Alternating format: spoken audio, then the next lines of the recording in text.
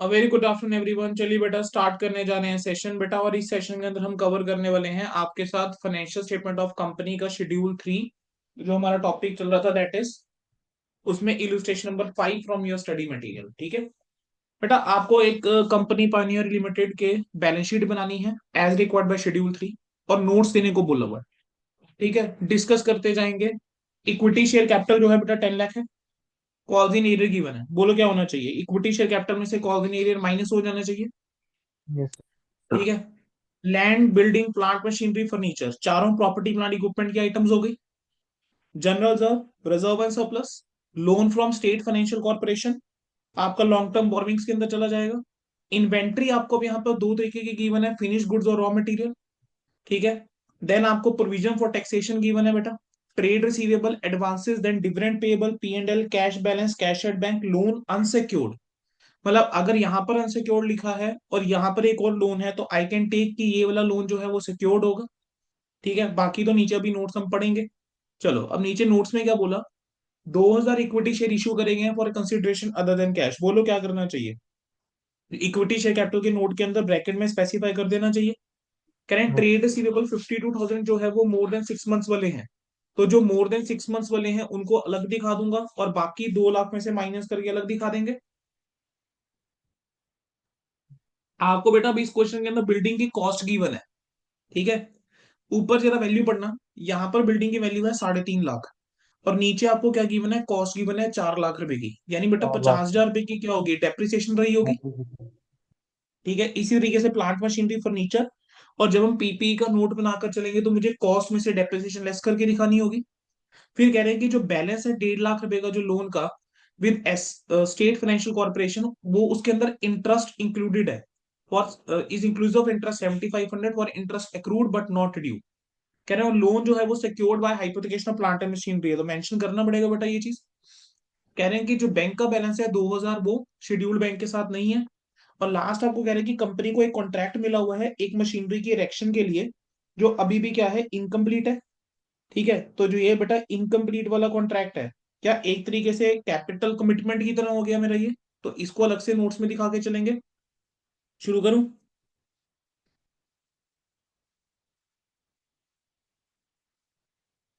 Solution. सबसे पहले तो कंपनी का नाम,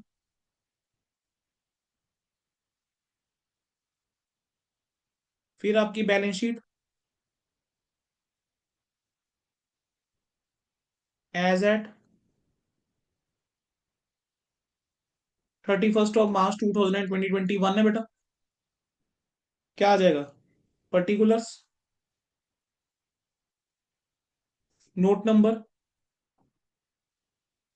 और यहाँ पे रुपीस। इन थाउजेंड्स तो नहीं है ना कुछ? नहीं है उधर। ठीक है। Equity and liabilities,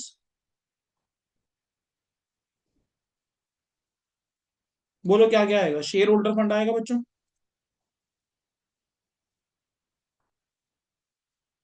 yes share sir, holder share fund में शेयर कैपिटल। कैपिटल जाएगा, share capital, reserve and surplus. और रिजर्व एंड सरप्लस भी आएगा।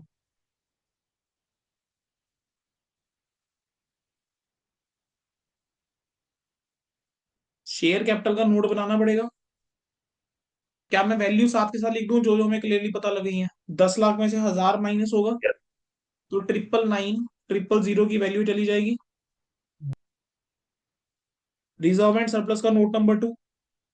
Reserve and yes. सरप्लस के अंदर देखो बेटा क्या क्या आना चाहिए। रिजर्व एंड सरप्लस के अंदर सर एक तो हमारा एनालिसिस जनरल ऑफ रिजर्व आ ऑडिट जाएगा, टू और लाख प्रॉफिट एंड और लॉस का बैलेंस आ जाएगा। यस सर, टू तो लाख दोनों का नाइन्टी अगर सिक्स मैं थाउजेंड टोटल सर। करूंगा यार है 96,000 2,96,700। ठीक है, इस पर अगली आइटम कौन सी आएगी? Non current liabilities. अगला हेड,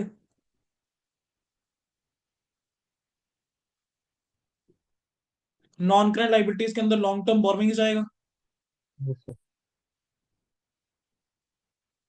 ठीक है, लॉन्ग टर्म बोरोइंग्स से भी अमाउंट निकाल दें क्या सर? यस सर, सर निकल। लोन फ्रॉम एसएफआई दिया हुआ है, स्टेट फाइनेंशियल कॉर्पोरेशन है, वो है 1.5 लाख रुपए का। उसके यस अलावा सर। एक और लोन है 1,21,000 का। तो अगर मैं टोटल करता हूँ 1.5 और 121, ये कितना बनता है? 271। ठीक है, ये कितना बन जाता है टू बेटा? Two seventy lakh one seventy one thousand लेकिन मेरे को यहाँ नीचे गिवन था कि 7500 रुपये जो है वो इंटरेस्ट का है, तो जो इंटरेस्ट है आउटस्टैंडिंग वो यहाँ नहीं जाएगा, है ना, वो अदर में चल इंटरेस्ट जाएगा। तो यहाँ जाएगा। तो इंटरेस्ट का 7500 माइनस कर दूं तो 271 में से, 2,71,000 में से 7500 लेस कर दो, two sixty three two five sixty hundred three five hundred next आपका क्या आ जाएगा बेटा, करंट लाइबिलिटीज।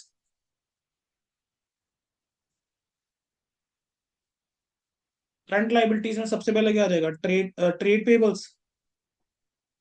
क्या ट्रेड पेबल्स बेटा मेरे को डायरेक्टली गिवन थे क्या? Yes sir. कितने के ट्रेड पेबल्स हैं बच्चों? 2 लाख। 2 लाख रुपए के। अच्छा, और क्या आना चाहिए बताओ जरा। क्या अदर करंट लाइबिलिटीज आ जाएगा बेटा? यस। अदर करंट लाइबिलिटीज इस क्वेश्चन में आ जाएगा। क्यों आएगा अदर करंट लाइबिलिटीज? उसमें एक तो ये जो डिविडेंड पेएबल है, क्या ये अदर करंट लाइबिलिटीज में जाना चाहिए? यस सर, और और अभी ये सर जो जो मैं 7500 रुपए का ये जो था, ये भी अदर करंट लाइबिलिटीज में जाना चाहिए। तो अदर करंट लाइबिलिटीज के अंदर हमारे पास ये दो फिगर्स जाएंगी।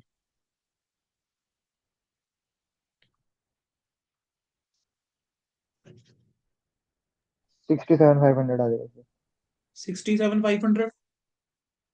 देन आपका क्या आ जाएगा बेटा, short term provisions.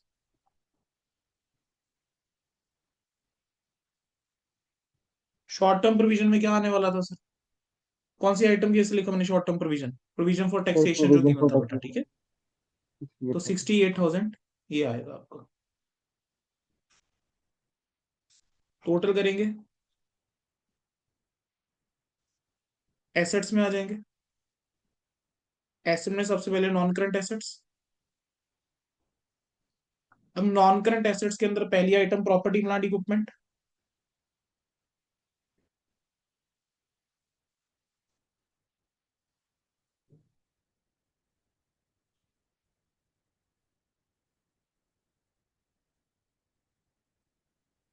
Property plant equipment के अंदर क्या क्या चीजें आएंगी बताओ। सर 2 लाख रुपए की जमीन, 3.5 लाख बिल्डिंग, 5.5, 5.5 और 50 का फर्नीचर, 6 लाख और 5, 25 हो गया, 11,25,000। तो 11,25,000 रुपये जो है वो मेरा प्रॉपर्टी प्लांट इक्विपमेंट में चला जाएगा। देन आपके बेटा करंट एसेट्स। करंट एसेट्स के नाम पे इन्वेंट्रीज तो दे ही रखी थी, और इन्वेंट्रीज मेरे को दो गिवन थी बेटा, रॉ मटेरियल और फिनिश गुड्स। टोटल मिला के 2.5 लाख। तो 2.5 लाख की तो इन्वेंट्री आ गई। नोट बनाना पड़ेगा। इन्वेंट्रीज के बाद ट्रेड रिसीवेबल। ट्रेड रिसीवेबल के बारे में भी कुछ बोला था कि कुछ trade receivable more than 6 months वाले हैं, है ना, तो उसको अलग दिखाना पड़ेगा।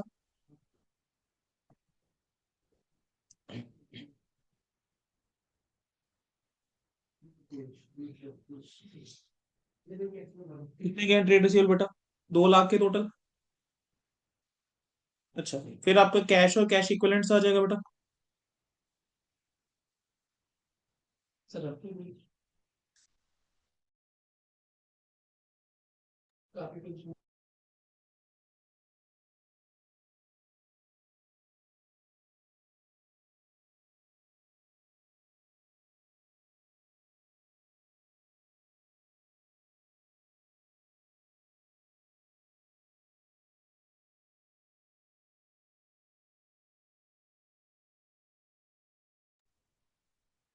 कैश और कैश इक्विवेलेंट्स। कैश और कैश इक्विवेलेंट्स जो हैं वो कितने के आ जाएंगे बताओ जरा। कैश और कैश इक्विवेलेंट के अंदर सर हमारे पास कैश बैलेंस आएगा 30 का, कैश एट बैंक आएगा 247 का, टोटल आएगा 277। ठीक है जी। चलो, क्या और कोई आइटम है जो रह गई है बेटा, हमने ना लिखी हो या मिस आउट कर गए हो कुछ हो? सर एडवांसेस गिवन थे सर। शॉर्ट टर्म ये लोन जो नहीं है। एडवांसेस गिवन है ये कहाँ चला जाएगा? ये short term total loan loan. Advances में चला जाएगा। ठीक है।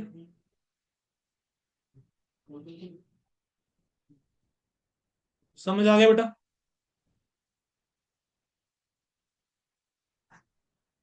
यस। टोटल करोगे, चेक करना क्या बैलेंस शीट मैच हो रही है। Sir 999,000 plus 296,700 plus 263,500 plus 2 lakh plus 67,500 plus sixty eight 16,15,000 thousand ज्यादा। ये आ रहा है बेटा 18,94,700 रुपए। ठीक है। यहीं पर इस तरीके से यहाँ पर माइनस करते जाओ बस। कितना आ रहा है?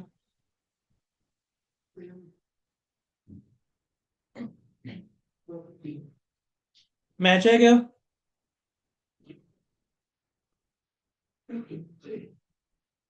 मैच होगी बेटा?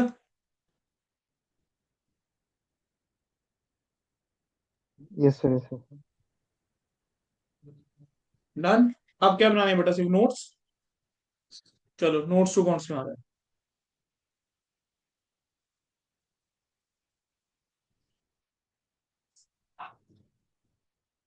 सबसे पहले नोट कौन सा बनाएगा बेटा? Share capital.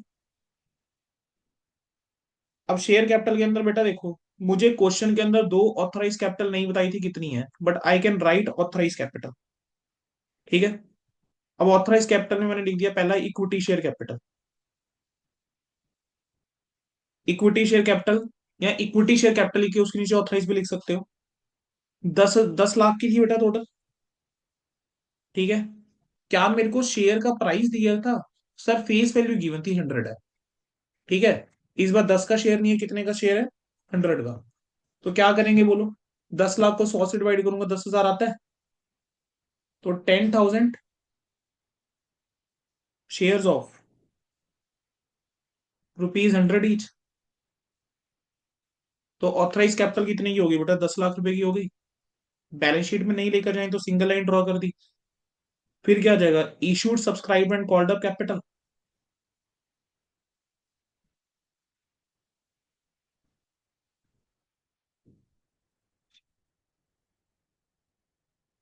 10,000 equity shares of 100 each.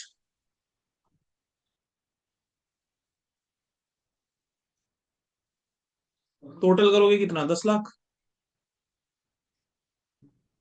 ठीक है। इसमें से बेटा कुछ शेयर उसने बोला था हमने इशू करे हैं for consideration other than cash. कितने शेयर्स बोले हुए थे फॉर इशू करें consideration other than cash? 2,000।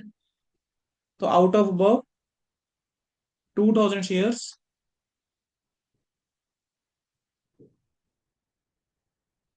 Have been issued for consideration other than cash. बोलो बेटा क्लियर है? अब क्या करूंगा? Less calls in arrear. Calls in arrear बेटा कितना अमाउंट था? 1,000 का। कितना रहेगा? 999,000। चलो अगला नोट कौन सा बनेगा? Reserve and surplus. बेटा क्वेश्चन में जरा मुझे देख के बताना, रिजर्व एंड सरप्लस के अंदर कौन कौन से फिगर्स आने थे? एक तो आपका जनरल रिजर्व। बच्चों जनरल रिजर्व का वैल्यू कितना था? 2,10,000। और उसके अलावा सरप्लस आ जाएगा। सरप्लस का मतलब क्या था? Balance of profit and loss. Balance of profit and loss. Surplus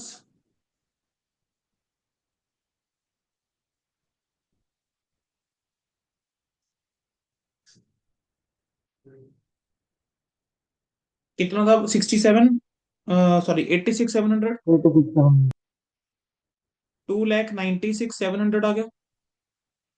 तीसरा नोट कौन सा बना दोगे? लॉन्ग टर्म बोरोविंग्स का। अच्छा लॉन्ग टर्म बोरोविंग्स के बारे में बेटा कुछ बोला हुआ था आपको। लॉन्ग टर्म बोरोविंग्स में से आपके पास दो तरीके के लोन थे, है ना? एक के बारे में बोला सिक्योर्ड है। दिखा देंगे बेटा सिक्योर्ड टर्म लोन।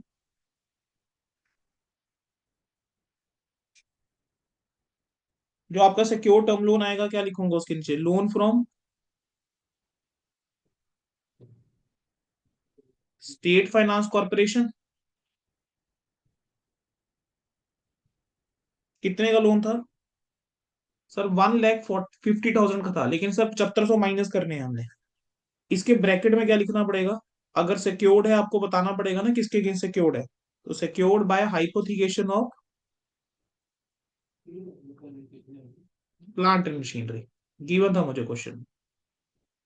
ठीक है। बेटा एक लोन और था, लेकिन वो अनसिक्योर्ड था। तो बस वहां पर कैसे दिखा दूंगा? अनसिक्योर्ड लिखा लोन। अब ये गिवन ये किससे है? तो 121 एज इट इज 1,20,000। आया। टोटल करूंगा 263,500। ये हो गया कंप्लीट। हाँ जी, डन है। यस अगला नोट अदर करंट लाइबिलिटीज आ जाएगा। अदर करंट लाइबिलिटीज के अंदर कोई चेंज आएगा बेटा? सर एक तो dividend payable, and dividend payable is 60,000। And दूसरा क्या था, उसने बोला था कि interest accrued but not due. तो interest accrued but not due on secured loan, on loan 7,500 रुपए का था। 67,500 आ गया। Sir fifth note. बेटा मुझे बताओ, क्या चैप्टर मुश्किल है?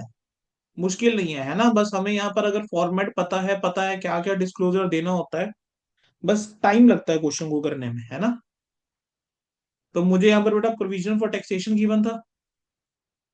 प्रोविजन फॉर टैक्सेशन कितनी गिवन थी मुझे? 68 की गिवन थी सर। चलो सर, अगला नोट आपका कौन सा आ जाएगा? प्रॉपर्टी प्लांट इक्विपमेंट का। अच्छा बेटा, प्रॉपर्टी प्लांट इक्विपमेंट के नोट याद करो, उसके अंदर क्या सिखाया हुआ है कि हमें ग्रॉस वैल्यू बताकर चलनी होती है, ओपनिंग भी क्लोजिंग भी, है ना। और डेप्रिसिएशन का भी हमें बताकर चलना होता है। तो यहाँ पर बेटा यस जो आपको ओपनिंग वैल्यू गिवन थी, उसका कारण क्या था? वो ये था, हम यहाँ पे दिखाएंगे ग्रॉस वैल्यू, ठीक है, या ग्रॉस अमाउंट। ग्रॉस अमाउंट,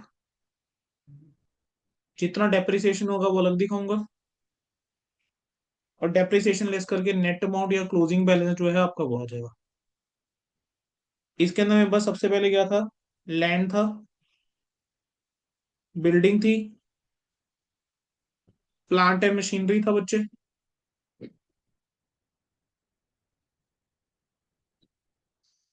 और फर्नीचर था शायद। चौथी आइटम क्या थी बेटा? Yes sir, furniture and fitting. ये जो है 2 लाख है, ये एंड में भी 2 लाख ही है। आपको इनके ओपनिंग बैलेंस गिवन थे 4 लाख, 7 लाख और 62,500।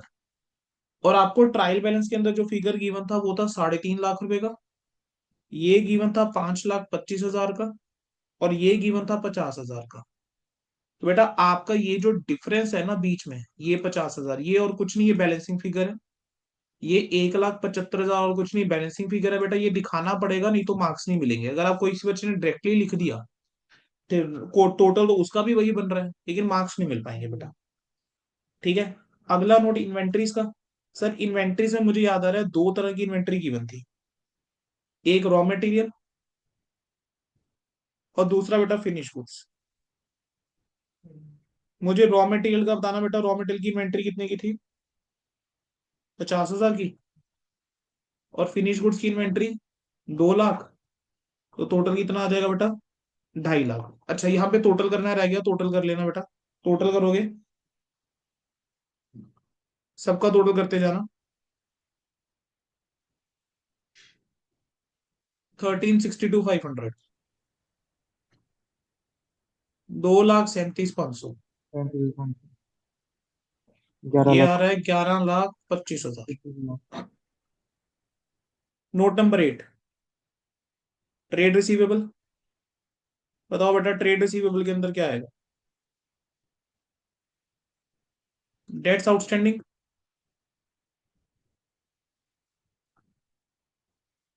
For period exceeding 6 months. कितना गिवन था बेटा? 52,000। टोटल 2 लाख के थे, तो बाकी कहाँ जाएंगे बेटा? अदर डेट्स में 1,48,000। ये आ जाएगा 2 लाख। नाइन्थ,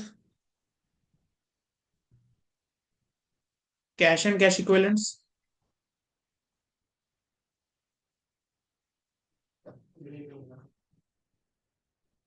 कैश और कैश इक्विवेलेंट में बेटा एक तो कैश इन हैंड आएगा। कैश इन हैंड का अमाउंट बेटा कितना? Cash in hand is 30,000। Yes sir. उसके अलावा आपका कैश एट बैंक आएगा। Cash at bank is, sir scheduled bank के साथ मेरे को गिवन नहीं था, मेरे को अदर्स के साथ गिवन था। अदर्स के तो साथ मैं कैसे 2000 है। लिखूंगा? विद शेड्यूल्ड बैंक, और फिर क्या लिखूंगा? With others.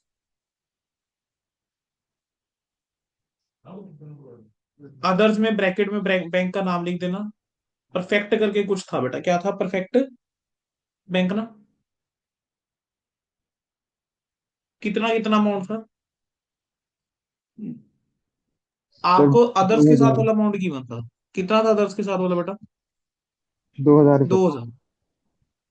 2000 पे अदर्स के साथ है, 2000 पे अदर्स के साथ है। ओके, तो बेटा दूसरे के साथ कितना हो गया फिर? 2,45,000। हाँ जी, 2,45,000। 245, टोटल 247, ये आ जाएगा 277। Tenth, yes sir. Short term loans and advances.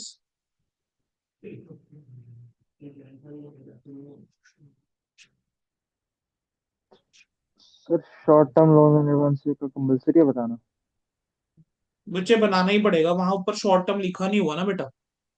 Okay sir. देखो बेटा, अगर बना दोगे बेटर है, नहीं तो बेटा देखो एक आधी आइटम होती है ना, तो वहां पर हम ऐसा भी कर सकते हैं, मैं बता देता हूँ। अगर एक आधी आइटम हो तो आप ऐसा कर सकते हो, इसके ब्रैकेट में जाके लिख दो एडवांसेस, चल जाएगा, ओके सर। कोई दिक्कत नहीं है। ठीक है, आपका इंस्टीट्यूट भी कई बार ऐसा कर देता है। ठीक है, लेकिन ओके। मेरी ओपिनियन ये है कि अगर टाइम है और सारे बना सकते हो तो बना दो बेटा। हाँ, अगर पेपर ज्यादा लेंथी दिख रहा है, आपको लग रहा है सारे नहीं बना सकते, तो उस केस में ठीक है यार, स्किप कर दो एक आधा। अच्छा, लास्ट बेटा, बेटा एक कुछ तो गिवन था ना वर्क इन प्रोग्रेस के बारे में, कुछ तो ऐसा कुछ डिटेल गिवन थी कि भी कुछ अमाउंट हमने कमिट करा हुआ था। अच्छा, कॉन्ट्रैक्ट करा हुआ था 1.5 लाख रुपए का, जो अभी इनकम्प्लीट है। बेटा अब ये उसके सर बारे ये में तो हमने कमिट करना, डाउट। कमिटमेंट थी वो मेरी एक तरीके की। तो मैं लिखूंगा estimated amount of contract remaining to be executed,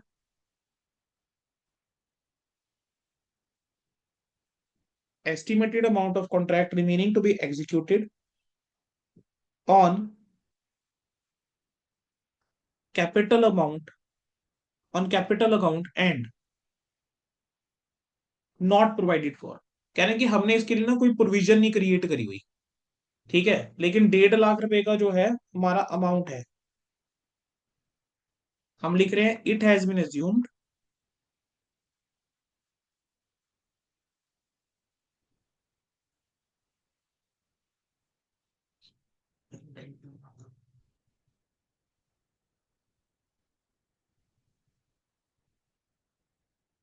that company had given contract for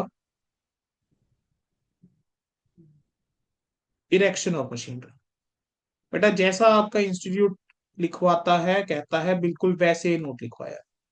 कह रहे हम ये मान के चल रहे हैं कि कंपनी ने कॉन्ट्रैक्ट दिया हुआ है इरेक्शन ऑफ मशीनरी के लिए। ठीक है जी, हमने उसके लिए प्रोविजन क्रिएट नहीं करी है 1.5 लाख रुपए का जो है।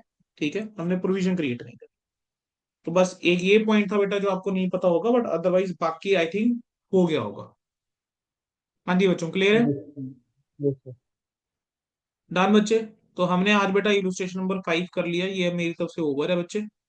ठीक है, तो चलिए जी, सो बेटा दिस क्वेश्चन इज ओवर।